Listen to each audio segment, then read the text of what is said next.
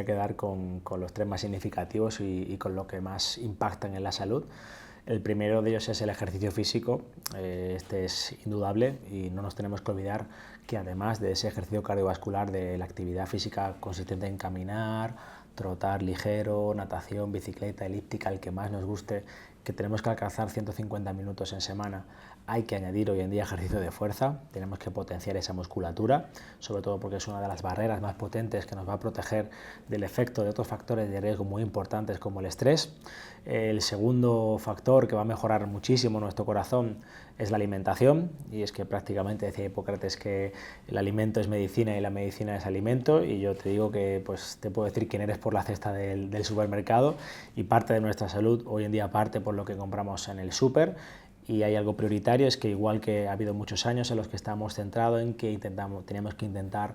consumir menos cantidad de grasas procesadas y este tipo de alimentos, que todos estamos muy concienciados, hoy en día este discurso está cambiando totalmente porque nuestros supermercados son diferentes y lo que encontramos es gran cantidad de comida ultraprocesada, ya cocinada, preparada, que incluyen en gran cantidad de alimentos pues muchísima sal oculta, azúcares añadidos, conservantes y aditivos que alteran nuestro organismo y nuestra salud. Y el último de ellos, y muy importante, y que además se suma a esta coctelera empeorándolo todo, es el descanso. Y es que pues es muy fácil que con el estilo de vida que llevamos hoy en día sacrifiquemos horas de descanso y a veces pues no le damos toda la importancia que deberíamos porque pues no notamos síntomas y decimos, bueno, yo con 5 horas estoy perfecto, cuando en la realidad y lo que nos dice la ciencia es que si dormimos menos de 6 horas se incrementa exponencialmente el riesgo de tener problemas de corazón y sobre todo de infarto prácticamente en un 40%, y esto es dramático. Así que yo creo que esas tres medidas son fundamentales si queremos mantener un corazón sano y fuerte: ejercicio físico, alimentación y descanso. Lo tenemos tan normalizado en nuestro día a día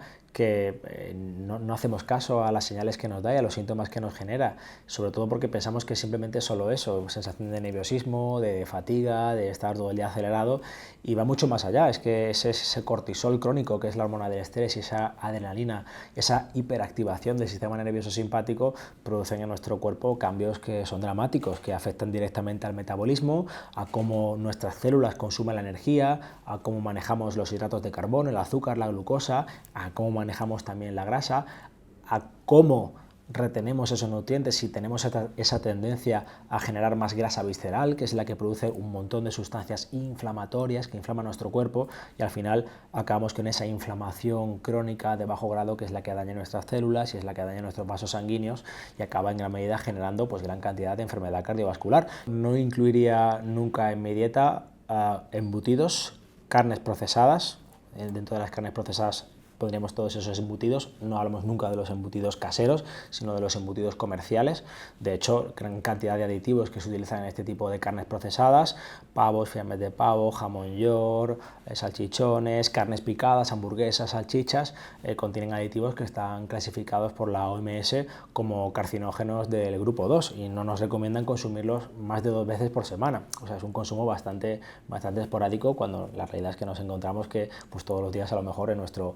pequeña rebanada de pan pues estamos añadiendo ese fiambre que no deberíamos consumir con tanta frecuencia. Así que yo eliminaría esas carnes procesadas. El segundo alimento que eliminaría, ya no es decir ultraprocesados, que es algo muy general, sino ya específicamente dentro de los ultraprocesados, las harinas refinadas, las harinas blancas refinadas, que prácticamente van en todos los panes comerciales que encontramos en los supermercados, sobre todo los panes blancos que tienen fermentaciones muy rápidas, en todas las comidas precocinadas, tortillas, pizzas, hamburguesas, todo eso está repleto de este tipo de harinas refinadas. Y el azúcar refinado directamente, que prácticamente hoy en día estamos muy concienciados con el azúcar, pero es cierto que en muchas ocasiones pues sí que tomamos demasiado azúcar, y este azúcar muchas veces no es simplemente la que le añadimos nosotros al café o a algunos alimentos, es que ya muchos alimentos vienen con estos azúcares añadidos, y yo siempre recomiendo mirar la etiqueta de los alimentos, porque como tenemos esa información a nuestra disposición, nosotros somos capaces de elegir si vamos a consumirlos o no. Obviamente no quiero decir que por consumir un día azúcar esto vaya a producir problemas de corazón, pero sí que si lo hacemos todos los días, este consumo crónico,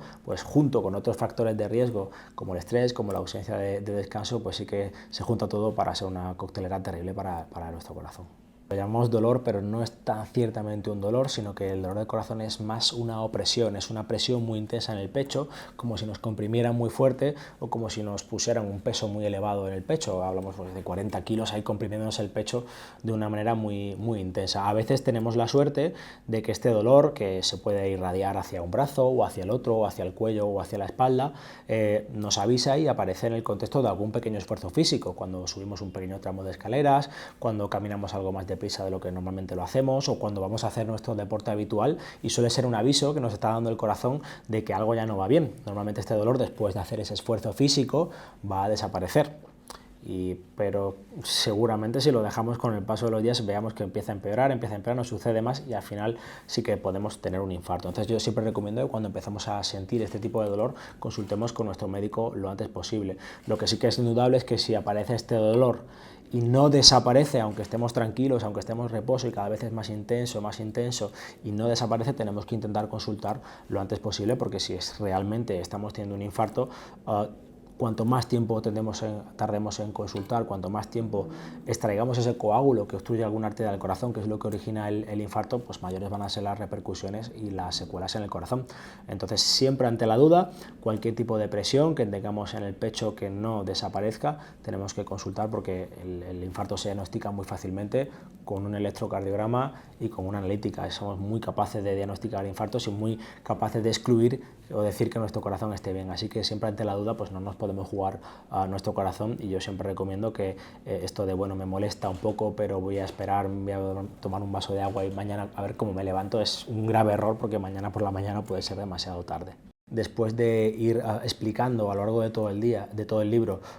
cómo funciona nuestro cuerpo, cuáles son las señales que tenemos y cómo podemos detectar, ser nuestros propios médicos en la medida de lo posible, humildemente hablando, para que todos lo entendamos, cómo podemos aplicar pues, todo eso que hemos aprendido, cómo podemos aplicarlo a un nuevo plan de vida en el que mejoremos la salud de nuestro corazón. ¿Por qué 90 días? Porque son 90 días los que se tarda en reprogramar celularmente el metabolismo de nuestras células, y el objetivo de este plan es que podamos mantenerlo a largo plazo, que podamos mantener esos cambios en nuestro organismo de manera prolongada. Aquí no pretendemos hacer una dieta milagro que después de dejarla pues tiene efecto rebote, ni tampoco queremos apuntarnos en el gimnasio para empezar a hacer un planning de ejercicio que realmente nos va a fatigar más y que al final acabamos abandonándolo, como el 80% de las personas, al mes siguiente. El problema que tenemos hoy en día es que sabemos lo que tenemos que hacer, sabemos que tenemos que comer mejor, sabemos que tenemos que hacer ejercicio, sabemos que tenemos que descansar, pero no sabemos realmente cómo hacerlo, cómo aplicar estos consejos que son generales a nuestra bioindividualidad personal y cómo tenemos que, sobre todo, mantener esos cambios a largo plazo para mantener una salud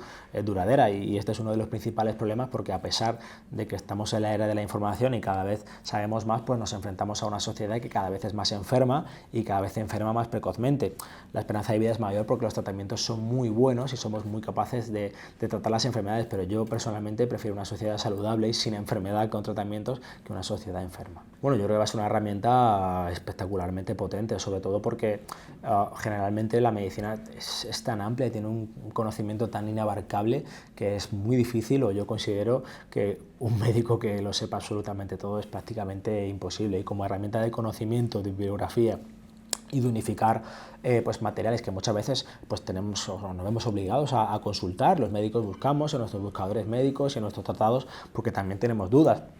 Yo creo que la inteligencia artificial nos va a ayudar a, sobre todo, poder elegir muchas veces cuál es la mejor prueba, cuál es la mejor interpretación para una prueba, un examen que hacemos a un paciente, incluso en este caso, pues elegir el mejor tratamiento que podemos disponer para él. A mí me llevo porque mi consideración de la medicina y la salud es que no está en un hospital. Para mí, llegar al hospital es la punta del iceberg. La salud y el emblema de la salud no está en el hospital más puntero, sino que debe estar en nuestros colegios, en nuestros supermercados, en las familias, en las casas y en los gimnasios. Y ahí es donde se crea la salud. Y para mí que una persona